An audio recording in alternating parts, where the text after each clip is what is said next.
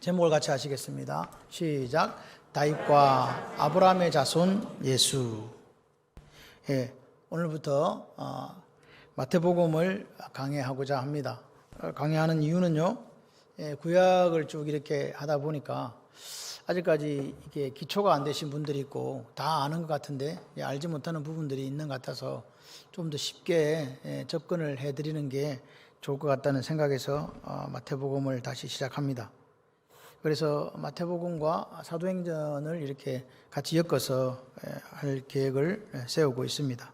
같이 잘 따라오시면 행복한 시간이 될 줄 믿습니다. 그래서 오늘은 이제 첫 번째 서론 부분부터 이제 우리가 한번 보겠습니다. 마태복음, 우리가 공간복음은 마태, 마가, 누가, 그리고 요한까지 해가지고 공간복음은 세계복음이고 요한복음은 이제 사복음서에 이렇게 들어갑니다. 다시 말해서 예수님이 생애에 살아계셨을 때 있었던 일들로 이렇게 엮여져 있습니다.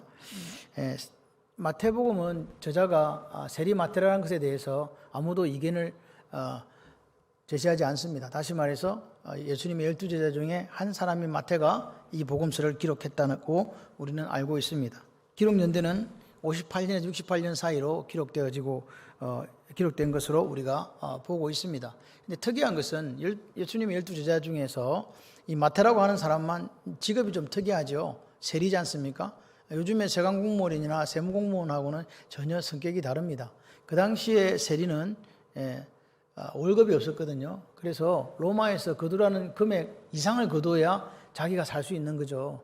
다시 말해 자기 민족을 수탈하지 않으면 밥을 먹고 살 수 없었어요. 그러니까 엄청나게 돈을 거둬들여야 사는데 그 당시 세리들은 다 부자였던 것 같아요. 그건 거꾸로 이야기를 하면 무슨 말입니까?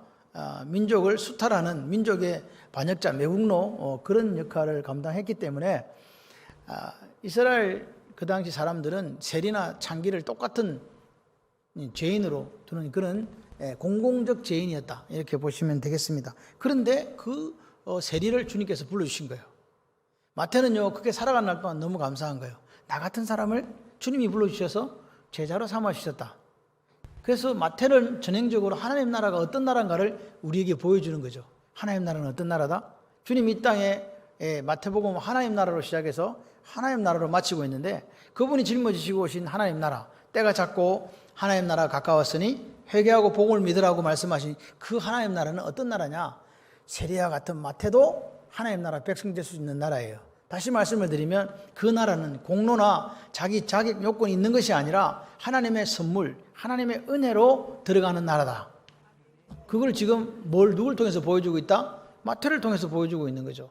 그 마태는 이거를 너무 감사하게 생각하는 거야. 평생 살면서 나 같은 사람을 불러주신 것도 고마운데 12명의 사도 중에 한 사람으로 선택해 주신 그 은혜를 가지고 평생을 살았던 사람이 마태입니다. 마태가 부름받았을 때 특징이 있습니다. 마태는 부름받았을 때 그냥 따라온 게 아니에요. 다른 제자들은 그냥 따라왔는데 마태는 부름을 받고 나서 잔치를 배설해가지고 친구들을 다 불렀어요. 커밍아웃을 했다는 말입니다. 그리고 예수님의 말씀을 그 사람들에게 듣게 했어요. 다시 말해서 마태는 참된 제자도가 무엇인가를 보여주는 사람이었어요. 따르는 그 순간부터 무슨 사람 된다? 말씀의 사람이 되고 말씀을 증거하고자 하는 사람이 된다. 어떤 상황과 여건은 상관없었던 그런 사람, 참된 제자도를 보여준 사람이 바로 마태입니다. 근데 마태복음이 실제적으로 우리가 마태, 마가, 누가 이렇게 가잖아요. 원래 기록된 순서대로 한다면 마가복음이 앞으로 와야 돼요. 마가복음이 성경 27권 중에서 앞으로 와야 되는데 왜 이게 마태복음이 맨 앞으로 왔냐? 그것은 마태복음이 구약에서 약속된 메시아, 즉 그리스도, 그 그리스도를 우리에게 드러내주고 있고 그것을 구약과 신약을 연결시키고 있다는 거죠. 여러분 중간기라고 있어요. 말라기서로부터 세례요한이 올 때까지 약 400년 동안 하나님께 침묵하셨거든요. 그것을 이어주는 사다리 역할을 뭐가 하느냐? 이 마태복음이 한다. 그래서 마태복음은 히브리서와 더불어서 신약에서 가장 구약적인 책으로 그렇게 우리에게 알려지고 있습니다. 마태복음은 왜 그런 책으로 알려지고 있냐? 이게 가장 유대적인 책이다. 이 대상 자체가 유대인이거든요. 유대인들에게 우리가 그렇게 고대했던 성경에 기록되어진 성경에 예언되어진 그 예언자, 그 그리스도가, 메시아가 왔는데 그분이 누구냐? 그 기름 부음 받은 자 그분이 누구냐? 바로 예수다. 그 이야기를 마태는 하고 있습니다. 그렇기 때문에 마태가 유대인들에게 이분이 이 예수께서 그리스도라는 것을 증명하기 위해서 구약을 끌고 오겠죠. 구약에서 예언된 분이 이분이라고. 그래서 마태복음이 신약 성경 중에서 가장 많이 구약을 인용하고 있다는 사실을 기억해야 됩니다. 성취되었다. 이런 이야기들을 하고 있죠. 그래서 이 마태복음의 그 다음에 마태복음의 하나의 큰 특징은 뭐냐? 서론과 본론 2장까지 그리고 26장부터 마지막 장까지를 제한 본론 부분에는 기사 부분이 있고 이 광화 부분이 있다. 기사가 뭐냐? 내러티브라고 되어 있는데 내러티브 파트라고 되어 있는데요. 그게 뭐냐?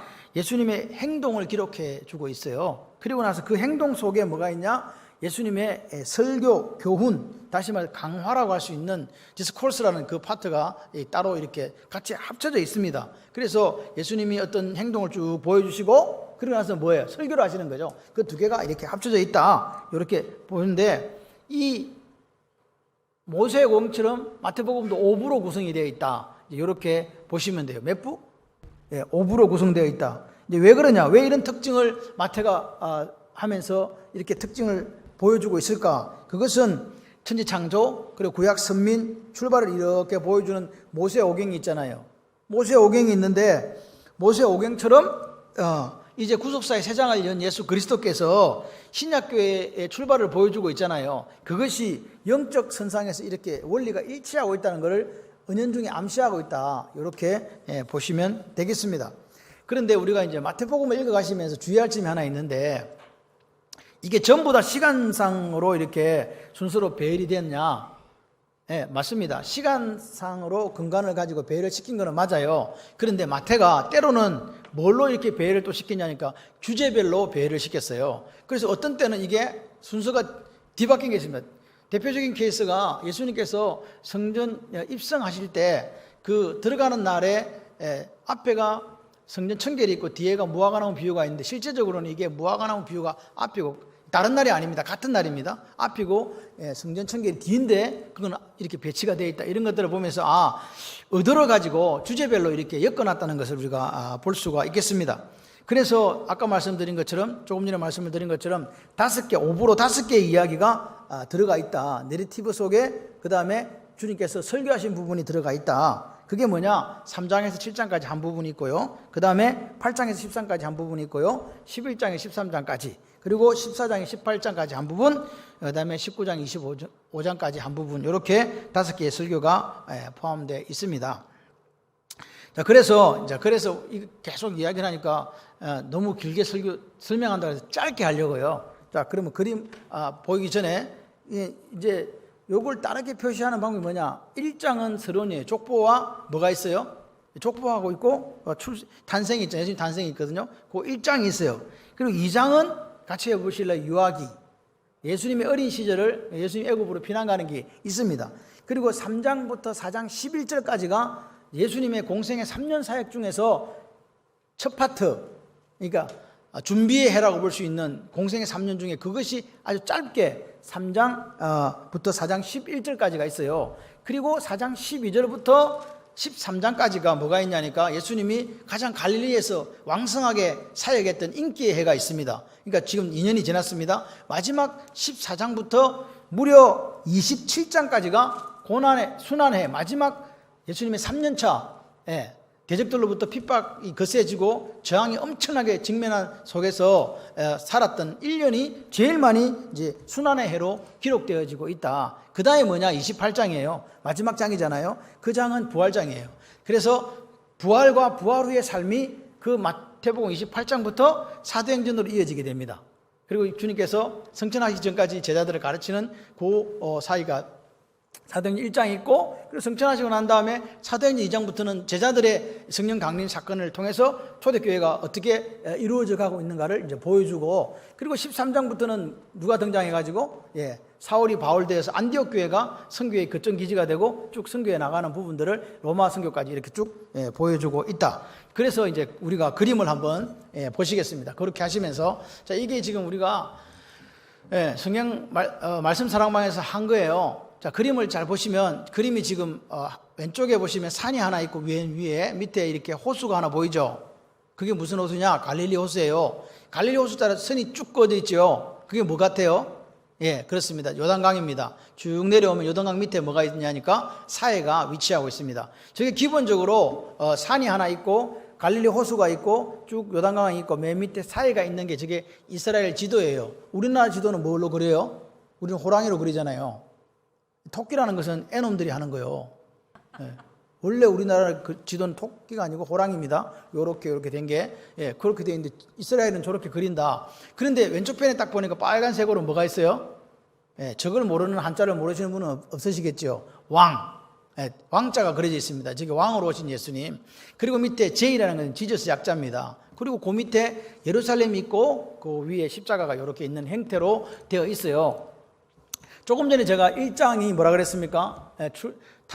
족보와 탄생이라 그랬죠. 어디에서 탄생하셨어요? 1장에 장수를 지금 적어놓은 거 1 적혀 있죠. 어디라고요? 예, 예수님의 족보와 탄생이 있습니다. 2장은요, 헤롯 대왕이 이제 2살 아래의 사람을, 남자를 다 죽이라 하니까 도망갔어요. 어디로? 애굽으로 피난 갑니다. 그게 지금 2장에 우리가 봤던 유아기입니다. 그리고 이제 3장부터 이제 이게 3장에 뭐가 됩니까? 예, 준비의 해가 되는데 3장에 보시게 되면 그 첫 등장을 세례요한이 해요. 여러분, 세례요한하고 예수님의 사역은 아주 밀접한 연관이 있습니다. 세례요한이 나타나면 세례요한이 왕성하고 왕성하게 여러분 성경을 읽으시다가 세례요한이 막 세례 주고 막 세례요한이 막 늘어나잖아요. 그때는 예수님이 뭐 하고 있는 때라고요? 한 단계 늦어요. 준비하고 있는 거예요. 이해되시죠? 그리고 세례요한이 잡혀가요. 성경을 읽으시다가 어디 보면 잡혀갔다, 세례요한 잡혀갔다 그러면 그때는 예수님이 이제 갈릴리에서 왕성하게 또 사역을 하시는 거예요.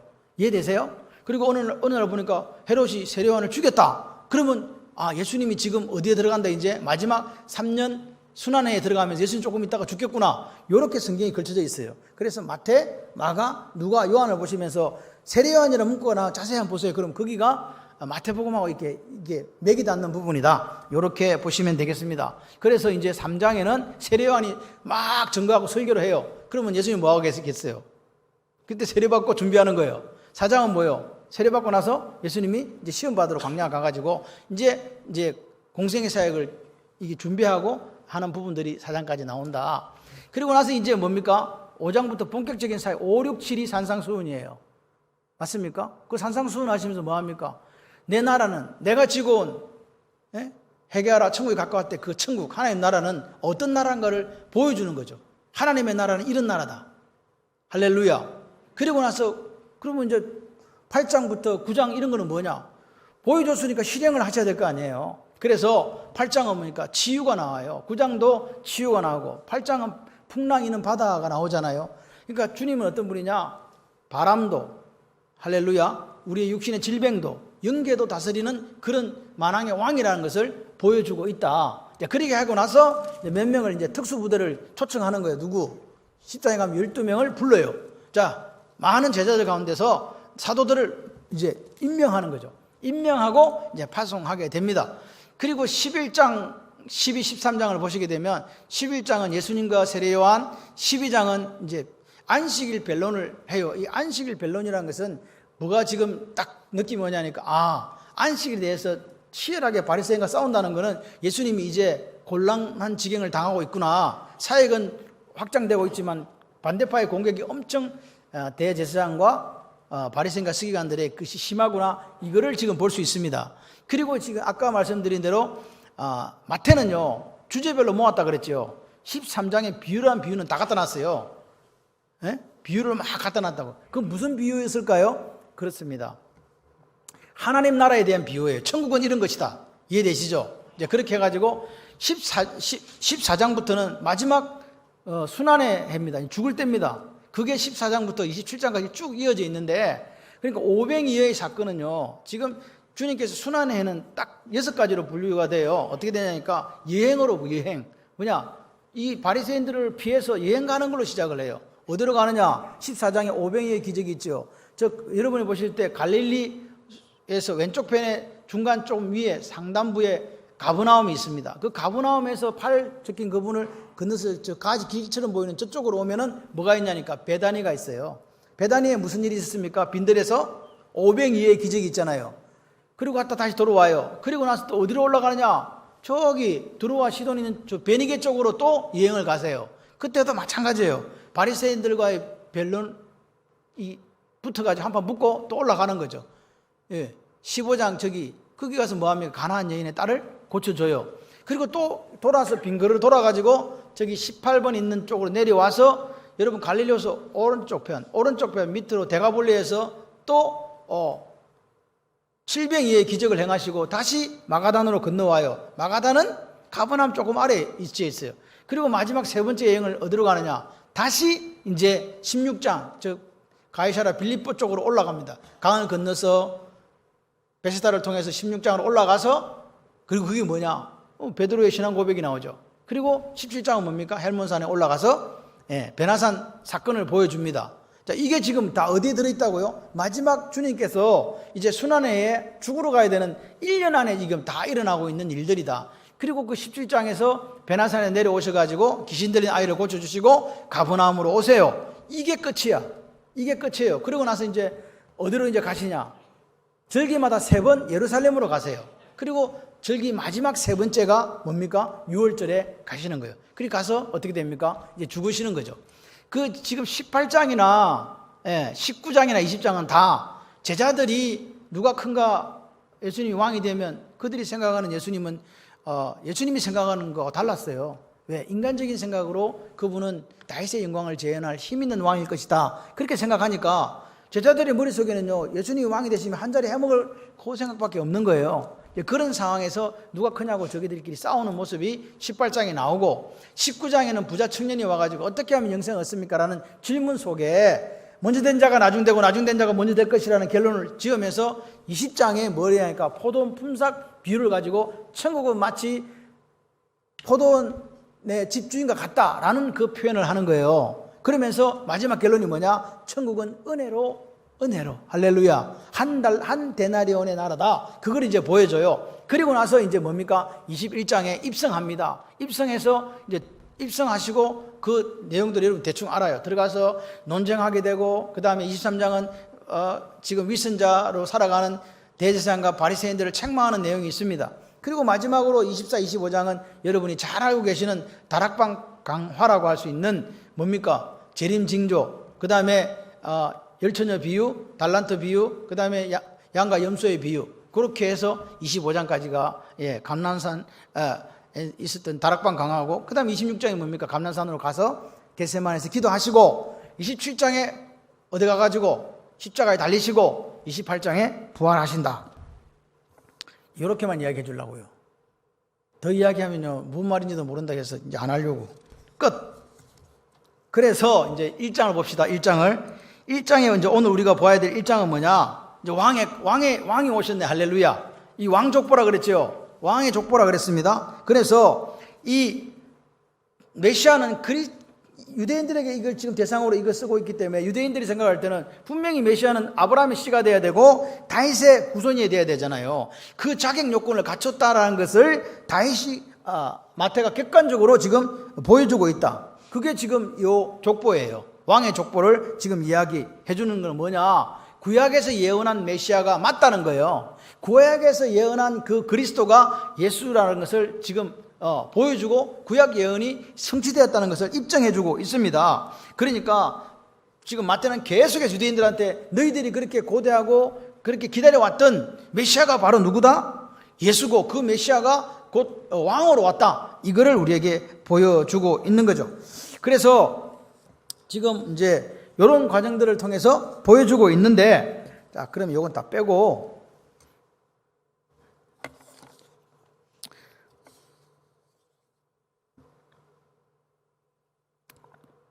지금 예수님께서는 오셨는데 그럼 어떻게 왔냐? 1절에 보시게 되면 이렇게 되어 있어요. 뭐라고 적혀 있습니까? 같이 한번 해보실까요? 아브라함과 다윗의 자손 예수 그리스도의 계보라 이렇게 되어 있잖아요. 옛날에는 세계라 이렇게 되어 있습니다. 뭐 세계든 계보든 다 똑같은 말인데 우리나라 사람들은 이상하게 바꾸는 걸 좋아해가지고 똑같습니다. 게네시스 비블로스입니다. 게네시스가 뭐냐? 기원, 출발, 삶이라는 뜻이에요. 그죠? 삶이라는 뜻이라고요. 그래서 기원이란 말, 이게 출생이란 말이 우리나라 말로 하면 족보다 이 말이에요. 이게 뭐냐? 아브라함과 다윗의 자손 예수 그리스도의 뭐? 족보라 이 말입니다. 여러분 족보에는 어떤 게 기록됩니까? 우리나라 족보는 어떤 게 기록돼요? 이름이 기록되죠. 그런데 이제 장관이라든지 큰 배설을 하는 분들은 제가 앞에 이름을 써줘요. 앞에다 그 배설했던 거를 쓰지요. 자랑스럽게. 그래서 우리가 족보를 펼쳐놓고 너희 할아버지는 이런 일을 하셨고 너희 정조 할아버지는 이런 일을 하셨고 너희 고조 할아버지는 이런 고관 자리에 있었다 이렇게 하는 거 아닙니까? 예, 이름 없는 사람은 그냥 큰 일을 하지 않은 사람 이름만 적어주고 큰 일을 했던 분들 앞에다 뭔가 달아주잖아요.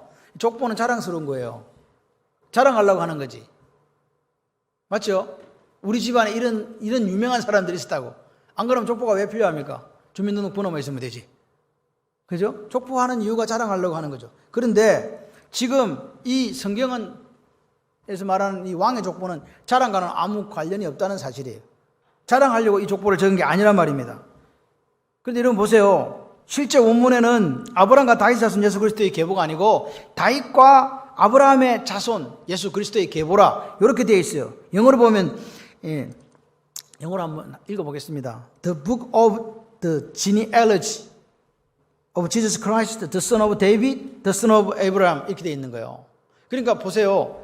아브라함보다 다윗이 먼저 있어요. 예수 그리스도의 계보다 지니엘러지라고 하고 있는데 뭐냐? 아브라함과 다윗 자손이 아니고 다윗과 아브라함 자손이에요. 왜 이렇게 했을까 이 말이에요.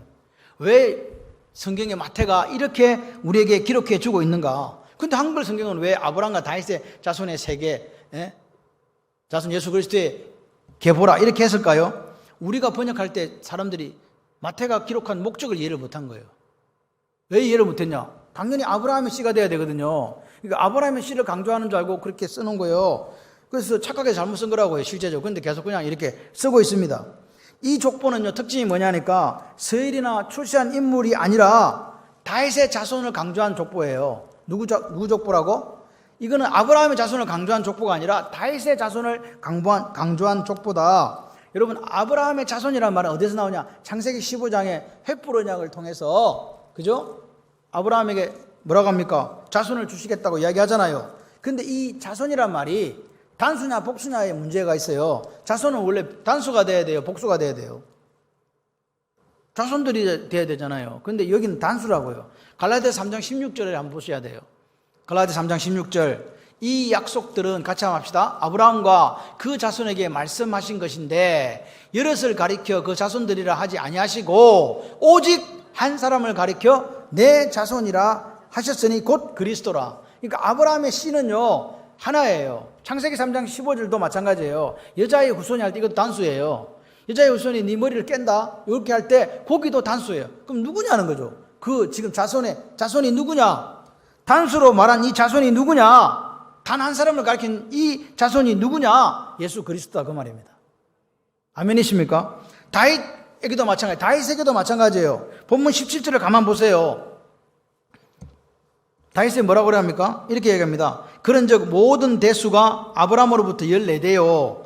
다윗부터 바벨론으로 사로잡혀 갈 때까지가 14대요. 바벨론으로부터 사로잡혀 간 후부터 그리스도까지가 14대더라. 이거 잘못된 거거든요. 왜냐? 남유다의 왕은 몇 명이었어요? 20명이었습니다. 그럼 이게 다윗부터 바벨론 잡혀갈 때까지 몇 명이 돼야 돼요? 14대가 돼야 돼요? 21대가 돼야 돼요? 21대가 돼야 되죠. 그런데 왜 중간에 왕이 빠져버리고 14로 만들어놨을까? 의도적인 기록이다 이 말입니다. 14라는 숫자를 강조하려고. 14라는 숫자를 강조한다는 것은 유대인들은 알아요. 이방인들은 아무도 몰라. 14가 왜 중요한가를.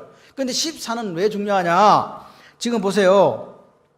다윗의 이름이 DVD예요. DVD가 뭔지 아시죠? 테이프로 꺼내가 보는 거 DVD 있잖아. 다윗의 이름이 뭐라고? DVD라고. DVD. 이 D가 자기들의 알파벳으로 달렙이에요. 달렙이 뭘 따나? 네 번째를 따, 네 번째. 그 다음에 뭐요? 이 바우라는 거, V가 바우인데요. 그게 6 번째를 따, 6을 뜻해, 6을. 그러니까 4, 6, DVD니까 4, 6, DVD, 4, 6, 4. 그럼 얼마예요? 14. 그러니까 이스라엘 사람들은 다윗을 딱 생각하면 무슨 숫자가 떠오른다? 14. 그래서 일부러 14, 14, 14로 이렇게 만든 거예요. 누가? 마태가요. 그래서 중간에 왕들이 뭐 아시아냐, 아달라, 요아스나 이런 사람들이 막 빠져 있어. 빼버렸어 그냥. 그러니까 지금 중요한 것은 지금 요 다윗이라는 것, 이 다윗의 자손이라는 것을 계속 강조하기 위해서 이렇게 썼다. 그러니까 다윗이 약속하신 그 나라가 지금 왔다는 거예요. 어떻게 왔냐? 자, 보세요. 사무엘하 7장 12, 13절 시작. 내 수완이 차서 네 조상들과 함께 누울 때에 내가 네 몸에서 날 무슨 씨를? 네 씨를 내 뒤에 세워 그의 나라를 견고하게 하리라. 잠깐만요. 자, 보세요. 하나님께서 다윗을 강조했더라면 내 씨라는 말을 쓰면 안 돼요. 네 나라를 견고하게 하리라 이렇게 해야 되잖아요. 그런데 네 씨를 네 몸에서 날 씨가 있다는 거죠. 자식이 있다는 거예요. 그 자식의 나라를 견고하게 하겠다. 그 다음 보세요. 그는 내 이름을 위하여 집을 건축할 것이요 나는 그의 나라 왕위를 영원히 견고하게 하리라. 다윗의 나라를 견고하게 한다는 이야기가 아니고 다윗의 자식의 나라의 위를 견고하게 한다는 말이에요. 이게 무슨 말일까요? 여러분, 다윗의 자식이면 누구예요? 솔로몬이죠. 솔로몬의 나라가 아니라는 말이에요. 이게 문제예요. 왜냐? 솔로몬의 나라는 영원히 견고하지가 않았거든요. 아시죠? 솔로몬은 성전도 짓고 나라도 흥왕했지만 죽은 뒤에 나라가 남유다와 북이스라엘로 나뉘었잖아요. 이미 분열돼 버렸는데 뭐 견고해져. 2개밖에 안 남았구만. 뭐밖에 안 남았어요? 유다와 베냐민 지파만 밑에 남은 거예요. 그러면 이게 무슨 말이냐? 그리고 그런 나라조차도 북이스라엘은 19명의 왕, 남유다는 20명의 왕이 있고 난 뒤에 북이스라엘은 721년에 멸망하고 주전 721년, 남유다는 주전 586년에 멸망해버렸기 때문에 뭐 영원히 견고한 게 아니구만. 그 위가 어떻게 견고한가? 그리고 주님이 오셨을 때 그로부터 1000년이 지난 거예요. 다윗과 솔로몬은 BC 1000년지대의 사람이거든요. 예수님이 지금 서기 원년으로 시작되기 때문에 약 1000년간 다윗의 왕국은 있어요, 없어요? 없어요. 회복도 안 돼. 바벨론에 망하고 난 뒤에 포로로 돌아왔지만 나라를 회복하지 못했어요. 다윗의 왕가가 회복되지 않았습니다. 그러니까 이 자손에게 하나님께서 약속하셨는데 그 자손이 누구냐는 거예요. 왕국을 이룰 그 자손이 누구냐? 그 자손이 마태가 이야기하는 거야. 누구? 예수 그리스도다. 아멘이십니까? 예수 그리스도가 태어나신다는 거예요. 중요한 거는 뭐냐? 이 예수님이 세워가는 나라가 도대체 어떤 나라냐는 거예요. 어떤 나라일까요? 지금 제자들이 생각하는 그 힘있는 다윗의 영광을 재현할 그 세상적인 나라일까요? 아니면 다른 나라일까요? 다른 나라라는 것을 지금 우리에게 하나님 나라를 짊어지고 온 예수 그리스도께서 말씀하셨고 마태 역시 그 이야기를 하고 싶은 거예요. 그래서 족보를 딱 써놓은 거예요. 여러분, 나라는 뭐가 있어야 돼요? 우리나라도 지금 나라가 잘 되려면 뭐가 있어요? 힘이 있어야 돼요. 파워가 있어야 되잖아요. 그리고 국력이 어떠냐? 이렇게 얘기한단 말입니다. 군사력도 있어야 되고 경제력도 있어야 되고 정치력도 있어야 되잖아요. 그래 나라가 부강해지고 안전하지 않습니까? 그런데 그럼 하나님 나라는 무슨 나라냐는 거죠. 힘이 지배하는 세상 나라가 아니고 무슨 나라냐? 하나님이 약속하신 나라는 다윗의 씨를 통해서 이루어갈 당신의 왕국은 평강의 나라와 은혜의 나라다 그 말입니다. 지금 그 이야기를 하는 거예요. 그러니까 이 족보는 뭘 보여주냐? 하나님께서 우리에게 보여주는 것은 은혜와 평강. 다시 말해서 카리스, 예? 히브리어로 하게 되면 헤세드를 보여주는 거예요. 선물이다. 우리가 하나님 자녀된 게 우리의 공로로 자녀되었습니까? 그의 은혜로 말미암아 믿음으로 자녀되었습니까? 그죠? 그 이야기를 지금 하는 거예요. 그래서 하나님의 나라는 평강의 나라라는 거예요. 오늘 우리가 하나님 나라를 체험하고 있는 줄 믿습니다. 그럼 여러분의 가정에는 뭐가 넘쳐야 돼요? 샬롬이 넘쳐야 되는 거예요. 여러분의 마음속에도 뭐가 넘쳐야 돼요? 샬롬이 넘쳐야 되는 거야. 평강이 넘쳐야 되는 거야. 평강이 넘쳐야 되는 사람들의 얼굴의 모습을 한번 상상을 해보세요. 나 얼굴은 지금 내 속에 있는 평강이 넘쳐서 다른 사람에게 보여지고 있는가 한번 보시기를 바랍니다. 그래서 오늘 본문의 족보에는요 특별하게 여자분들의 이름이 쫙 기록되어 있어요. 여기 보시면 다말, 라합, 룻, 바세바 그리고 마리아 5명의 여자가 기록되어 있는데 마리아 외에 4명의 여자들의 공통점이 뭐냐? 뭡니까? 도덕적으로나 윤리적으로나 출신 성분에 있어서 문제가 있는 여자들이라는 거예요. 그렇지 않습니까? 보세요. 첫 번째 유다에게서 여기 뭡니까? 베레스와 세라를 낳은 다말은요. 창세기 38장에 보게 되면 누구한테서 나왔습니까? 시아버지와 관계를 통해서 이 베레스가 태어났거든요. 이건 부도덕한 이야기란 말입니다. 근데 이걸 적어놨어요. 족보에 올라와 있습니다. 라합은 어떤 여인이었습니까? 여리고의 기생이었습니다. 원문을 보게 되면 창녀라는 표현을 정확하게 하고 있습니다.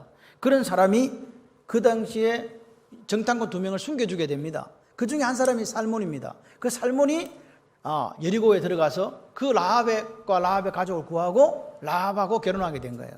그럼 룻은 또 어디서 왔습니까? 나오미가 모압에 가가지고 다 아들 다 죽고 기름 말년 죽고 과부된 며느리 둘 중에 한 사람이 룻이잖아요. 그 룻이 엄마를 따라서 돌아온 거예요. 시어머니를 따라서. 시어머니 하나님이 내 하나님이 된다. 난 절대 시어머니 떠나지 않습니다. 내가 떠나면 저주받습니다, 하나님께. 그러면서 와가지고 모압 사람은요, 이스라엘 총회, 즉 이스라엘 안에 들어오지도 못한다고 이야기했는데 그 여인이 들어와서 누구의 아내가 됩니까? 보아스의 아내가 되는 거예요. 그죠? 그렇습니다.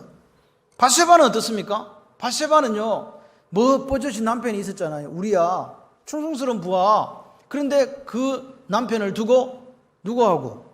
다윗하고 눈이 맞아가지고 바람 피워가지고 가늠한 여자가 바세바잖아요. 이 이름이 올라가 있다고. 여러분, 우리나라 행편이나 이스라엘 행편에서 족보에 사람 이름 올린다면 어떤 사람을 올리겠습니까? 한번 생각을 해보세요. 이런 사람을 올려놓으면 가문의 수치가 되지 않겠습니까? 부끄러움이 되지 않겠습니까? 그런데 왜 이 여자들이, 이 자존심 상하는 여자들의 이름이 여기 올라와 있을까요? 왜 중요하게 이렇게 우리에게 기록해 주고 있냐 이 말입니다. 왜 그렇겠습니까? 이렇게 자랑스럽지도 않고 이름 들으면 별로 이렇게 후손들이 칭찬할 만한 하지도 않은 이 여인들의 이름이 하나님 아들의 족보, 왕의 족보에 올라와 있다는 거죠. 그것도 당당하게, 그리고 아주 중요하게 마태는 이걸 기록하고 있는 거예요. 이 족보가 말하고자 하는 핵심이 있습니다. 그게 뭐겠습니까? 바로 은혜입니다. 하나님의 은혜, 하나님의 헤세드, 하나님의 긍휼하심, 그것이 오늘 여기 있는 거예요. 그래서 마태가 우리에게 이야기하고 주고 싶은 하나님이 세우시고 예수님이 메시아로 오셔서 만들어가고 싶은 나라, 하늘나라, 하나님 나라는 은혜와 긍휼로 다스려지는 나라다. 아멘. 그걸 지금 선포하는 거죠. 다시 말해서, 야, 들어봐라. 다말 같은 여자에게도 희망이 있다. 아멘이십니까? 예, 라합 같은 여자에게도 희망이 있다. 할렐루야. 룻 같은 여자에게도 희망이 있고 바세바 같은 여인에게도 희망이 있는 나라가 하나님 나라라는 거예요. 세상에는 이거 용납하지 않습니다. 그런데 하나님 나라는 용납이 됩니다. 이 말이 무슨 말입니까? 우리가 하나님 나라의 백성 되는 것은 우리의 힘과 능력과 내가 가지고 있는 어떤 것을 통해서 인정받고 그 보상으로 구원을 누리는 게 아니라는 이야기예요. 이와 같은 여인들이 들어와 있다는 거. 오히려 우리를 생각해 보세요. 이 족보처럼 우리도, 이 족보에 나온 여인들처럼 우리도 하나님 앞에 죄인이잖아요. 연약하고 허물이 많은 사람이지 않습니까? 그런데 하나님이 우리를 아무 값 없이 우리를 구원해 줬다는 이 사실이 오늘 우리가 누구에게서, 다말에게서, 라합에게서, 룻에게서, 그리고 바세바에게서 동병상련을 느끼는 거 아닙니까? 마태복음에서 마태가 족보를 통해서 우리에게 해주고 싶은 이야기가 무엇인가? 족보가 예수님을 만든 게 아니라는 거예요. 그럼 뭐? 족보에서 이렇게 쫙 나와 있는 대표되는 그 죄인들을 위해서 누가 오셨다고요? 예수님이 오신 거예요. 나를 위해서 예수님이 오신 거라고요. 다말, 라합, 루, 바세바 같은 죄인된 우리를 위해서 주님이 오셨고 그분이 그 영원한 나라에 우리를 불러주셨다. 믿으시면 아멘.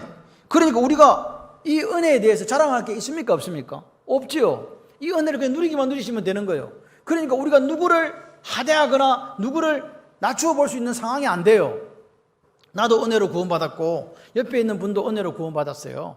아멘이십니까? 그래서 우리가 이루어가는 나라는, 하나님 원하시는 나라는 은혜의 나라고 평강의 나라고, 할렐루야, 긍휼의 나라다는 사실을 기억하셔야 돼요. 그 은혜의 증거가 뭐냐? 예수님의 십자가 아닙니까? 하나님의 아들이 성육신 하셔서 이 땅에 오셔서 나와 같은 죄인을 위해 십자가에 못 박혀 죽으신 그 사건이 은혜 중에 은혜라. 그 은혜를 생각하면서 올 한 해를 우리가 시작했으면 좋겠습니다. 다윗의 후손으로 오신 예수 그리스도, 다윗의 후손으로 온 그 예수 그리스도의 그 족보가 무슨 족보라고요? 은혜의 족보다. 믿으시면 아멘. 값없이 우리가 은혜로 구원받았다. 저는 이 카리스란 말이 참 마음에 와닿아요. 이 헤세드란 말이 마음에 와닿는데, 특별히 우리 창원바울교회 성도 여러분들 올 한 해 하나님의 이 헤세드의 은혜를 받으시기를 주님의 이름으로 축원합니다. 그런데 그보다 더 좋아하는 은혜가 저한테 하나 있는 거 아시죠? 그게 무슨 은혜일까요? 특별 은총이라고 할 수 있는 헨의 은혜입니다. 예, 헨의 은혜입니다. HEN입니다. 헨의 은혜. 그 뭐냐? 다 받는 공통적인 헤세드의 은혜가 아니라 하나님께서 그 인생에게 부어주시는 특별한 은혜가 있다. 그 은혜를 받는 한 해가 되시기를 바랍니다. 지금으로부터 이제 우리가 마태복음을 시작하는데, 왕으로 오신 예수 그리스도를 이 세리 마태는 어떻게 묘사해 가는가를 보면서 주님이 때가 찼고 하나님 나라가 가까워왔다라고 오시면서 당신이 지고 온 그 나라를 회개하고 복음을 믿는 사람에게 주신다고 했으니까 우리가 이 한 해 동안 누려갔으면 좋겠고 평생 동안 누려갔으면 좋겠습니다. 마태가 말합니다. 우리가 그렇게 고대하던 구약에서 약속한 메시아 그리스도, 그분이 바로 예수 그리스도다. 그런데 그분의 나라는, 하나님 나라는, 하늘 나라는, 예수님 나라는 어떤 나라냐? 은혜의 나라다.